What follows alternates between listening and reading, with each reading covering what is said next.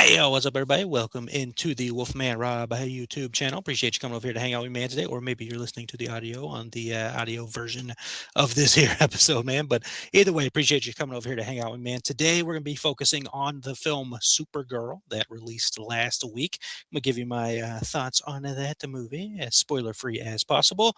And without further ado, for you YouTube viewers, I'm going to throw the poster up for you while I go over some details here.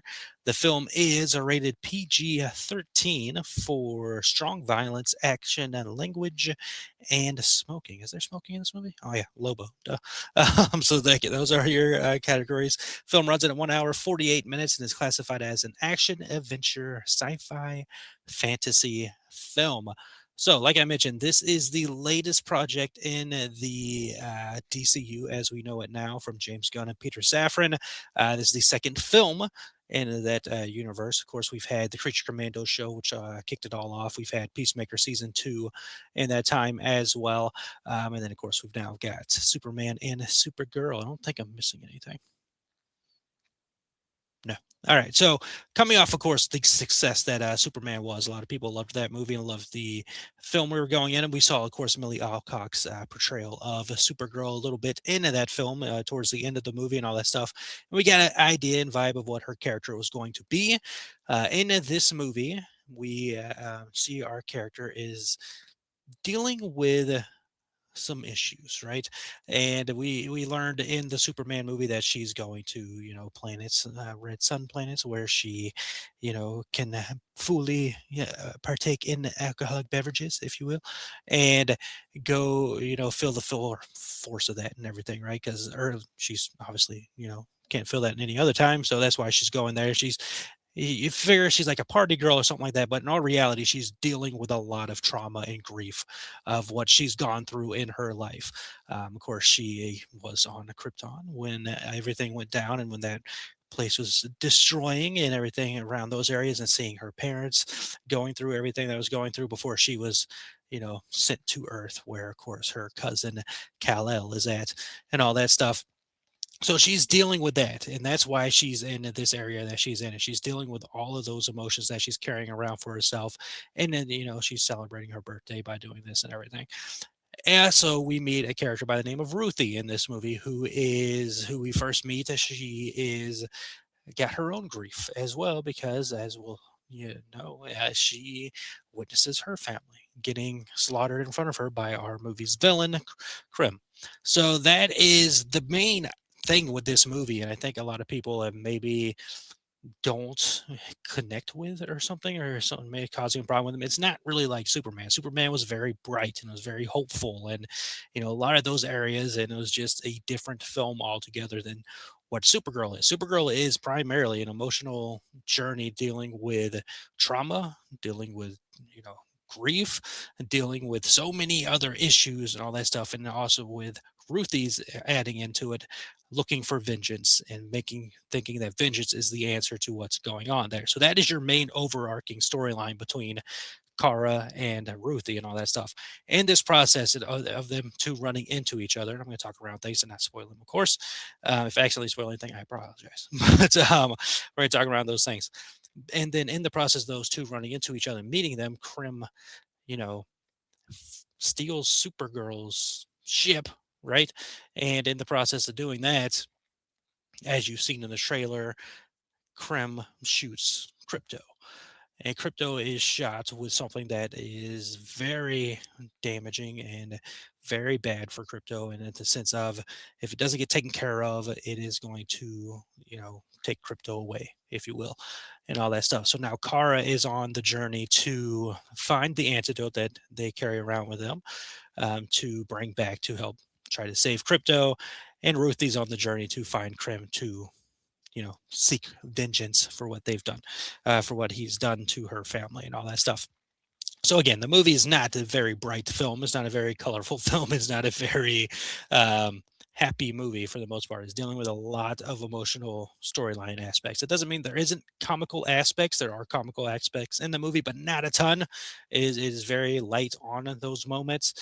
There is a moment on freaking Seth Rogen voices a character in this movie. I was surprised when that happened. I didn't know that coming in there, but his character's funny in the movie. And there's some moments like Ruthie likes to repeat herself when she meets people about her storyline and all that stuff. And you can see Kara in the background mimicking it. That's pretty funny.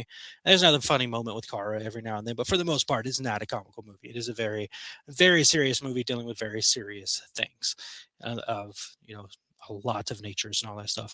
Again, I think I probably maybe accidentally spoiled a little bit there, but not ton of spoilage about what happens in this movie so far. We're trying to keep it away from that. Lobo of it all is going after not going after the same person. He's not going after Krim, but he is a bounty. He's going after a bounty and all that stuff, which leads them to interacting with each other and all that stuff. And Lobo is a fun character by all means. When you run into him, he'll get you to snicker a little bit with the stuff that's going on with him and all that stuff. But he's Jason Momoa. Like he's been wanting to play this character forever, so you're happy for him to be able to play this character, and he is very entertaining as the character as well.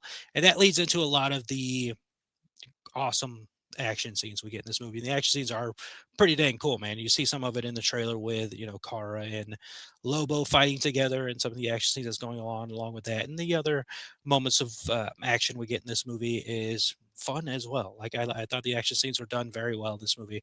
Um, the music in the film, I don't know a lot of the music in this movie. Like just being honest with you, I've looked it up since because I make playlists. I'm a nerd for movies and all that stuff, and I like to make movie playlists. And I have a DC playlist because I love DC movies and shows and all that stuff.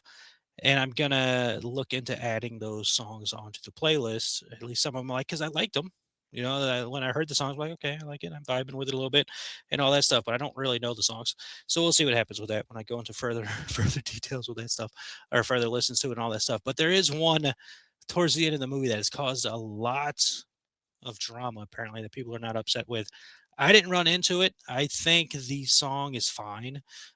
It's a cover of another song, uh, a famous song, and maybe that's why people are running into an issue with it. But I thought it was fine, especially in the storytelling that they're using that song in, because a lot of times needle drops are just thrown in there because listen to this song you know and love and all that stuff, and look at all the stuff that's going on around it and all that. I think the way they use this song and the way it's being portrayed storyline wise with the character it's being used for and all that stuff. Maybe that's getting lost in translation. Maybe they're thinking it's being used for something else, but what it's actually being used for and why it's being used and the visual of what's going on in that instance with the music playing makes a lot of sense and can, tug on the emotions a little bit. And speaking of emotions, I did cry multiple times during this movie. There is, obviously dealing with stuff with crypto and everything in this movie. And even when the trailer came out and I saw that and just hearing the lines of the things she said to Crypto, like, there's no home without you, or I can't lose you, buddy, and stuff like that, hit me so hard in the trailer. And just watching the movie and seeing the scenes and all that stuff hit me very hard as well. There's another scene involving Kara because, again, she's very traumatized. Now, she's traumatized. You got Ruthie's traumatized, and they're battling against each other at moments throughout the film. And there's a very, very powerful moment for me that involves Kara that I'm not going to tell you, obviously, because I don't want to spoil it. But I freaking choked up during that as well. Like I teared up multiple times during this movie. So anybody saying the movie's terrible, I don't get it. Um, and a lot of that is, of course, you can have your own opinion. I'm not saying all of the reviews are this way, but a lot of the reviews are obviously targeted because one, it stars a woman.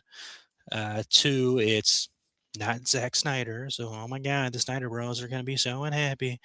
Um, and all that stuff. It is, I think a lot of people were probably going to this movie way too much thinking hopefully it was going to be like Superman. It's not. And I applaud a DCU so much for this because I want my movies to have different styles. I don't want them to all feel like the same movie.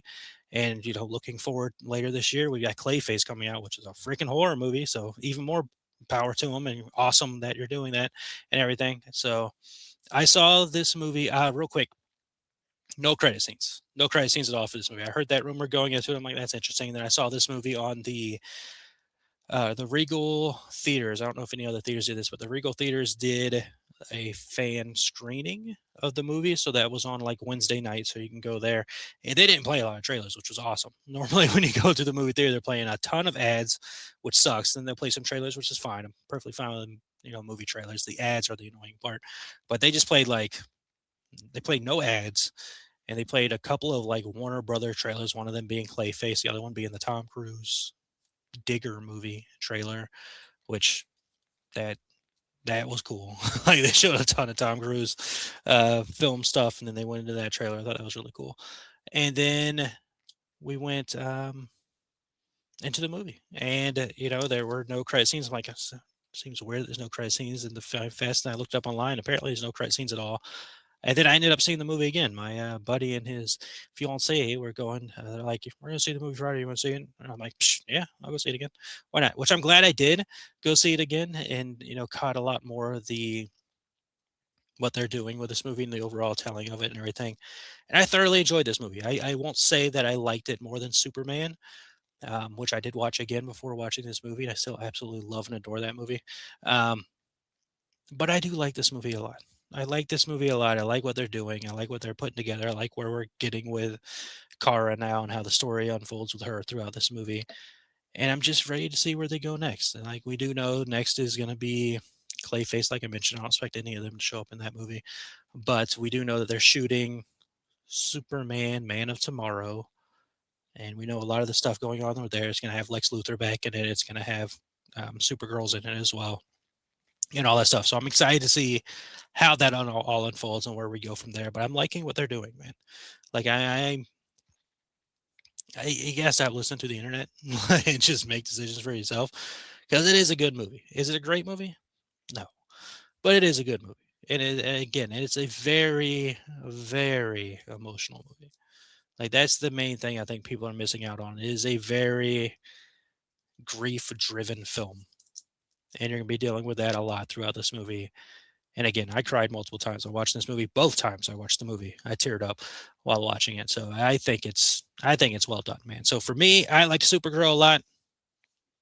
I'm glad I saw it twice. I'm wanting to see it again, honestly. What movie's coming out this week? Is Minions coming out this week? I might go see that. I like the Minions mostly because Universal Studios and the theme parks and just being around Minion stuff makes me like the Minions a lot. So I might go see that. But if I go see that, maybe I'll do a double feature with Supergirl again. But yeah, that is my thoughts on Supergirl. I don't really have any real news to talk about or anything like that, but I liked it. I liked Supergirl a lot, and I'm sure the more I watch it, I'm gonna like it even more. I think Millie did a fantastic job. I like her as Supergirl. I like what she's done as Supergirl. It takes nothing away from other Supergirls. Apparently, people think it takes stuff away from characters if you like a new version of them. I don't know, man. Internet's weird. Internet is weird, but nonetheless, Millie did great. Jason Momoa's Lobo did great. Um, yeah, I don't really have any problems with the acting. The actress playing Ruthie, who I'm blanking on her name, she did good. The guy playing Krem did good. Like I don't have really any issues with this movie, to be completely honest with you. And that's not like a bias thing or anything like that. It's just I don't know what there is to be unhappy with this movie. I mean, yeah, no, I liked it. I liked it.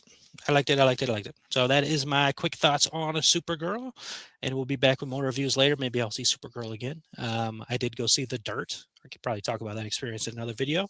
There will be a new video with me and the Death Curse Club. We teamed up and talked about the HHN originals that have been announced. All of them were announced as of now. They are all announced. Did a video talking about that. That'll be out later this week, or already out, depending on when you come across this video. And we I'll probably do a video. I don't know. I still got to showcase the Vecna. I still got to show that off on the carousel, and all that stuff. Anyways, we're gonna end this out here, man. Appreciate you all. Hopefully, you listen to all this. Like always, I like to remind you, you matter. You're capable of incredible things. Believe in yourself and keep following those goals. Things will work out for you the way they need to work out for you. But overall, just be kind to yourself, and hope you have a wonderful rest of the day, week, month, year. And that is my thoughts on Supergirl. We will be back with more fun stuff to talk about later here on the Wolfman Rob channel.